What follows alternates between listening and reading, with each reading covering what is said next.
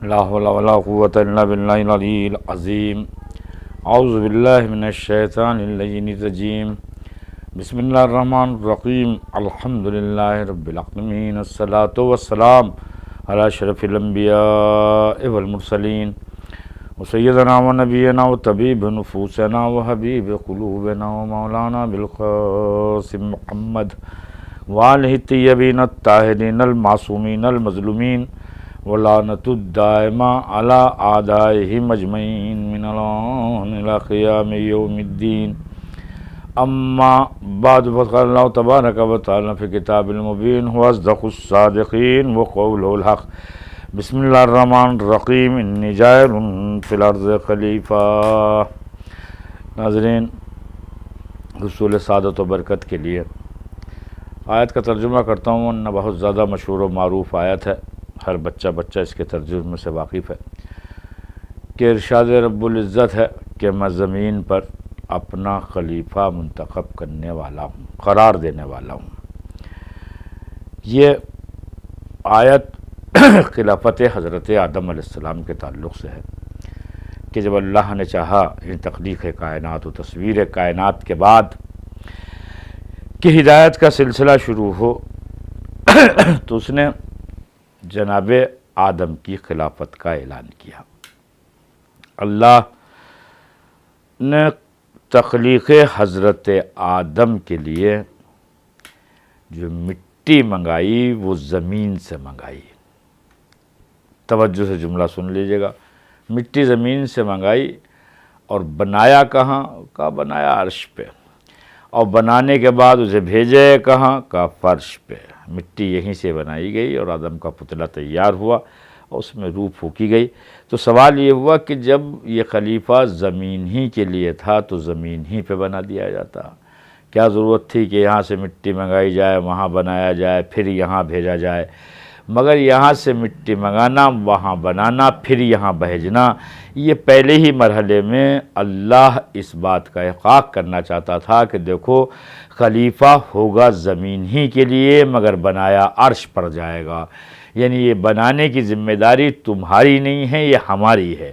اس لیے کہ تم بناؤ گے تو تمہارے جیسا ہوگا، تم بناؤ گے تو اس کی عادتیں تمہاری جیسی ہوں گی، اس کا علم تمہارا جیسا ہوگا، اس کا حلم تمہارا جیسا ہوگا، اس کا کرم تمہارا جیسا ہوگا، اس کی خواہشیں تمہاری جیسی ہوں گی. لذا ضروری ہے کہ تمہاری ہدایت کے لیے ہم بنائیں تاکہ وہ تمہارے جیسا نہ ہو.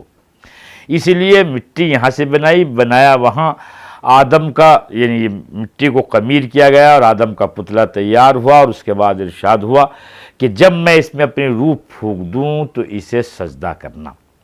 یہ مراحل سے گزرنے کے بعد جب یہ خلافت حضرت آدم کی بات آئی ہے تو اللہ کی وہ معصوم مخلوق جو کبھی نہ بولے تھے وہ پہلی بار بولے اور کہا پالنے والے اسے بنا رہا ہے جو جا کر وہاں خوریزی کرے گا، فتنہ و فساد کرے گا. ہم میں سے کسی کو بنا دے اس لیے کہ ہم تیرے عبادت گزار ہیں، فرما بردار ہیں، مطیع ہیں. دیکھیے یہ جو ملائکہ کا اعتراض تھا وہ یہ تھا کہ یہ جانے کے بعد خوریزی کرے گا، جانے کے بعد فتنہ انگیزی کرے گا، لذا ہم میں سے کسی کو بنا. یہ تو آدم کے مقابلے میں دلیل تھی کہ یہ مستحق خلافت نہیں ہے. اپنے لیے دلیل یہ دی کہ ہم چونکہ تیرے مطیع و فرما بردار ہیں لذا ہم میں سے کسی کو بنا دے. آپ بالکل انصاف سے بتاؤ. دیکھیے آج بھی آدم یہی کر رہا ہے، یہ ناحق خون بہانا، دوسروں پہ ظلم و ستم کرنا، یہ آج بھی ہو جا رہی ہے ساری ہے. اور ملائکہ آج بھی اس کے فرما بردار ہیں. تو کہا تو تقریباً صحیح تھا ملائکہ نے، مگر مسئلہ یہ تھا عزیزو کہ یہ نوع انسانی کے دو صفحے تھے. ایک صفحہ انتہائی تاریک تھا اور ایک صفحہ انتہائی منور تھا. جو صفحہ انتہائی تاریک تھا اس میں قابیل کا کردار تھا، حامان کا کردار تھا، شداد کا کردار تھا، فرعون کا کردار تھا، ابو سفیان کا کردار تھا، یزید کا کردار تھا، شمر کا کردار تھا، قولی کا کردار تھا، ہرملہ کا کردار تھا، نمرود کا کردار تھا. اس صفحے کا مطالعہ ملائکہ نے کیا اور اعتراض کر دیا اسے بھیج رہا ہے جو جانے کے بعد خوریزی کرے گا. انہوں نے وہ صفحہ جو نوع انسانی کے تعلق سے جو کتاب تھی اس کا جو دوسرا صفحہ تھا جو انتہائی منور تھا اسے نہیں دیکھا، جو پہلا صفحہ انتہائی تاریک تھا، بدنما تھا، اسے دیکھ لیا، جس میں ایسوں کا کردار تھا جیسے نمرود، ایسوں کا کردار تھا جیسے یزید، ایسوں کا کردار تھا جیسے ابو سفیان، ایسوں کا کردار تھا جیسے ہرملہ، ایسے کردار دیکھے۔ ایسا کردار ہے قابیل جس نے سب سے پہلا لہو زمین پہ کسی انسان کا بہایا، قابیل سے پہلے کسی انسان کا لہو بہایا نہیں گیا، قابیل نے سب سے پہلے کسی انسان کو تحقیق کیا ہے، یہ مہورتاً تحقیق کیا، یعنی قتل کیا، اس کا لہو زمین پہ بہایا ہے۔ تو ایک جملہ تو یہاں سے یہ بھی عرض کرتا چلوں، جب قابیل نے حابیل کو قتل کر دیا تو آدم و حوا چلے ہیں، اور جانے کے بعد حابیل کے لاشے پہ پہنچے ہیں اور گریہ کیا ہے، آنسو بہائے ہیں، اور وہاں سے اٹھے ہیں تو قابیل کی طرف چلے ہیں تو قابیل کو دیکھ کے لعنت کی ہے۔ یعنی یہاں پہلی مرحلے میں سیرت آدم معین ہو رہی ہے کہ اگر کوئی مقتول ہے تو اس کے حصے میں آنسو آئیں گے، اس کا حصہ آنسو ہوگا، کوئی قاتل ہے تو اس کے حصے میں لعنت آئے گی۔ تو اب یہ ایک صفحہ جو انتہائی تاریک تھا اسے ملائکہ نے دیکھا، اور دیکھنے کے بعد اعتراض کیا، اسے بنائے گا جو خون ریزی کرے گا، ہم میں سے بنا، ہم تیری تسبیح و تحلیل و تقدیس و تمجید کے قائل ہیں، ہم تیرے عبادات گزار بندے ہیں۔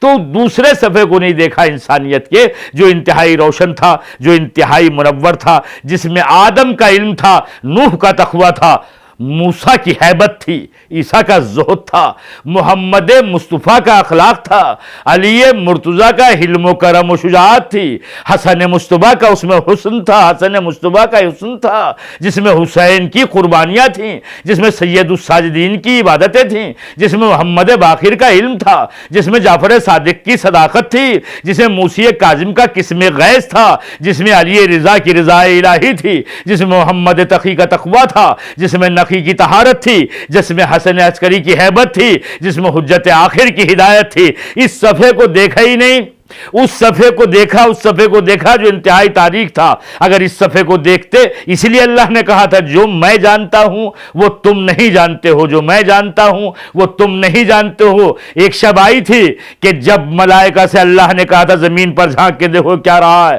تو دیکھا کہ ایک بھائی اپنے بھائی کی جان کی خاطر، یعنی جان کے تحفظ کی خاطر تلواروں نیزوں کے سائے میں سویا ہوا ہے۔ تو اس ٹائم اللہ نے پوچھا تھا کہ کیا تم میں سے ہے کوئی جو اپنی جان اپنے بھائی کے لیے قربان کر دے؟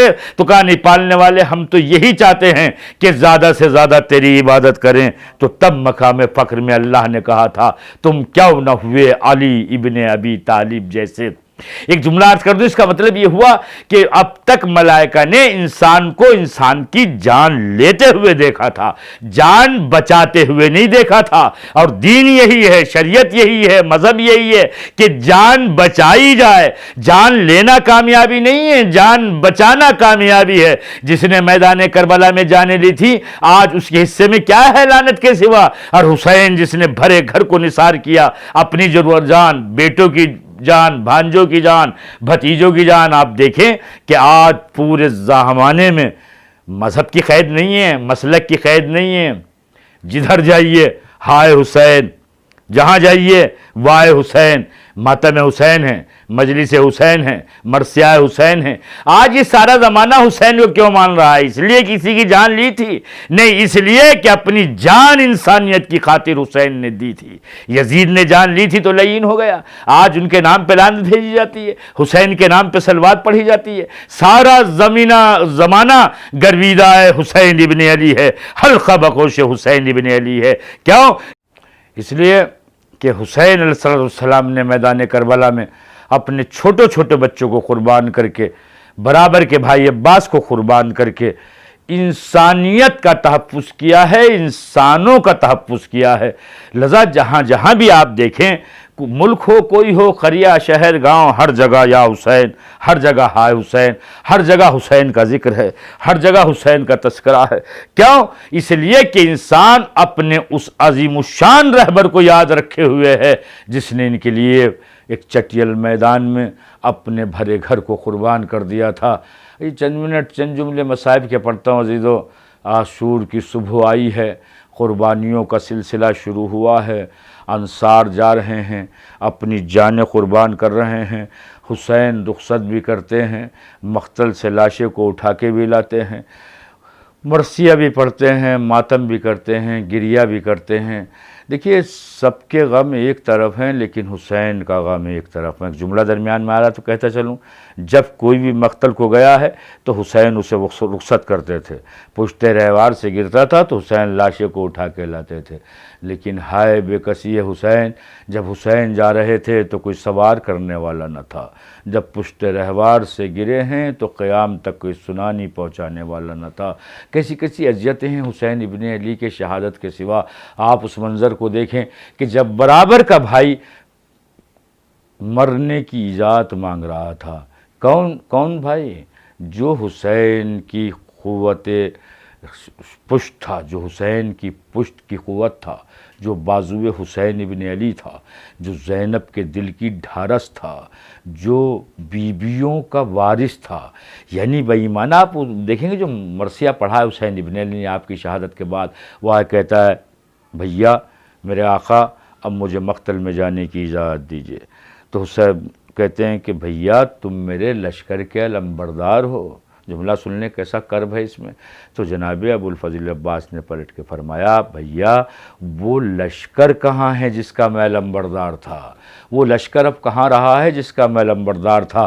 حسین کہتے ہیں اگر بات جا ہی رہے ہو تو سکینہ کے لیے کچھ پانی کا انتظام کرو. چند جملے سننے عزیزو.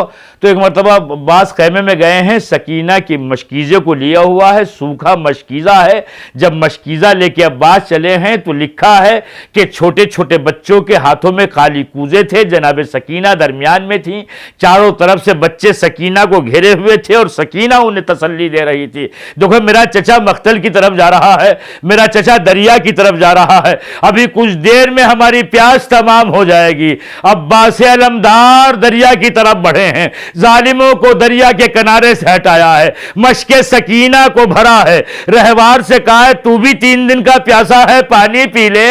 ارے ممکن ہے اس نے گویا ہوا ہو.